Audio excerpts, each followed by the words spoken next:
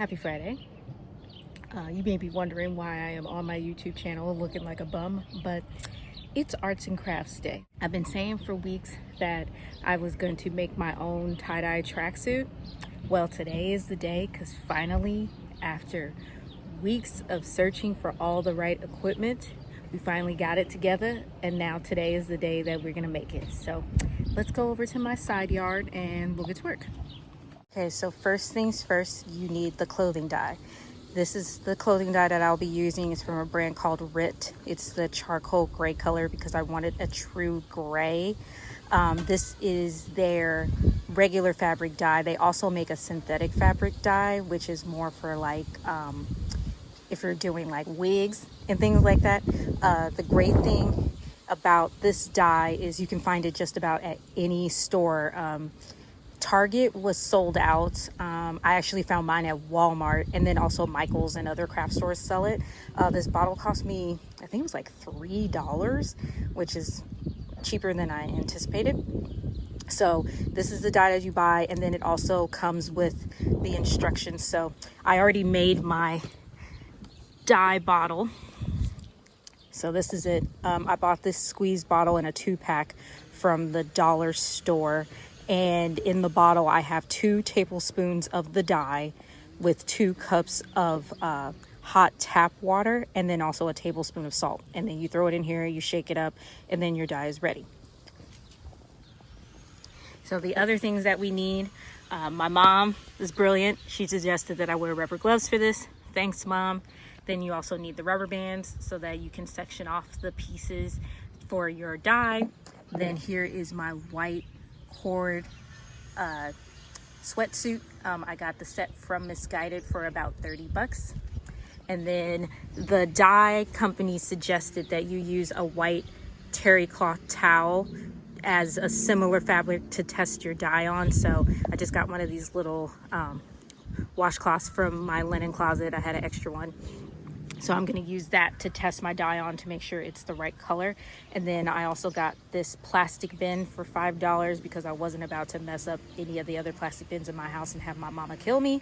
And then on standby, when the dye is done, I have my garden hose so that I can rinse everything off before I take it into the house to wash it. So we will be using the spiral method to get the tie-dye effect. So you start in the middle, and you just start to turn the sweater until you make a spiral shape like this.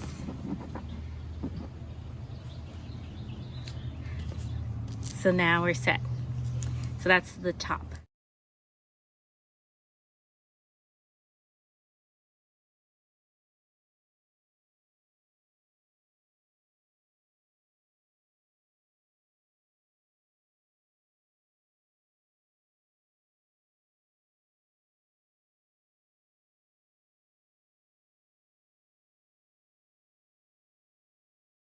Great.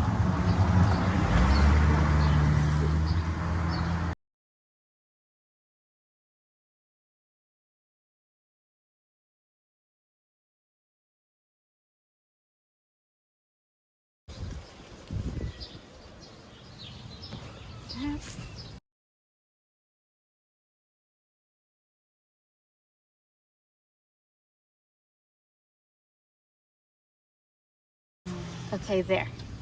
So now we've got the top done. So now let's do the pants.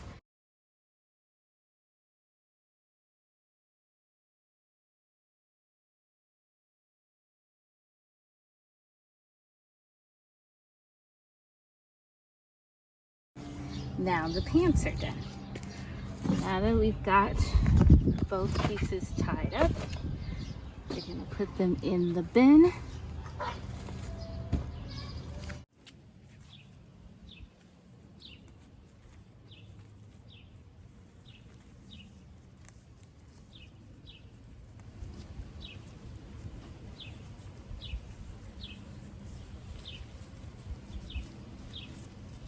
Let's do this. It's art, so just do what you want. Just go crazy. with the splattering. It's supposed to be freestyle, so don't worry about making it perfect.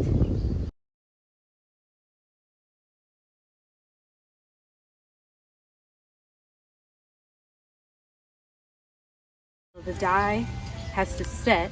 It looks darker than it actually is. They said that that's supposed to happen. So now we're gonna let these sit for 30 minutes and then we'll rinse it with the water. All right. It's been 30 minutes. Okay, so the 30 minutes is up for letting the dye sit. You could let it sit for up to an hour if you want to, but 30 minutes is the minimum. And here's what the pieces look like. So now I'm gonna put the rubber gloves back on and then I'm gonna rinse the pieces off. Okay, now we're gonna rinse the pieces off with water until the water runs clear, because then that means that all the dye is off.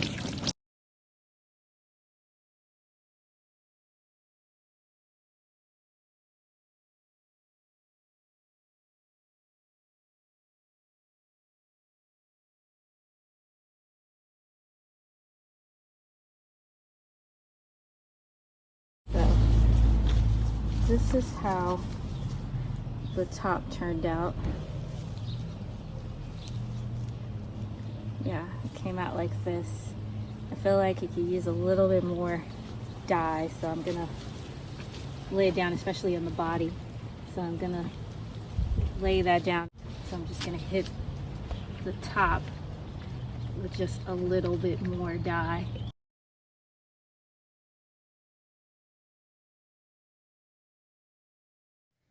Okay, round 2 is complete. Yes, that's what I want. Yes, that's exactly what I was hoping to get. We got some dark spots, we got some light spots. Love how it turned out. So let's give it one more rinsey rinse and then I'm gonna wash it in my washing machine. Okay, so I just finished rinsing it off. Sorry, since I'm about to wash it, I'm just laying it on the ground so you can see what it looks like. So this is how the top turned out. You have both rounds of dye, and then these are the bottoms. Not bad, huh? Yeah. So now that the dye has been rinsed off and the water ran clear, which means that I got all the dye off, I'm gonna go throw it in my washing machine.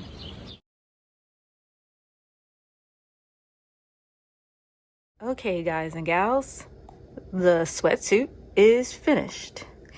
Here's how the pants turned out, and then here's the top. Okay, lessons learned. First thing is I probably would have hit it a little bit heavier with the gray dye. I mean, it came out good, but I'm just saying, like, for next time, maybe I would actually like concentrate the dye a little bit more so that it does come out a little bit darker. Also, with the pants, instead of doing the swirl technique with both legs looping around each other, I should have done each leg individually and made kind of, you know, like a pretzel shape with the legs, and then maybe it would have been more evenly distributed the first time that I did the pants. And then also maybe I put a little bit of black in with the gray dye so that it's more of a like a true gray, like a charcoal gray. But other than that, like, I'm really happy with how this turned out. I spent about maybe 40 bucks on everything and I got exactly what I wanted, and I did it myself. So if you have any questions, feel free to leave them in the comments. I'd be more than happy to answer them. And I hope you guys enjoyed my little DIY vlog. See you guys next time. Bye.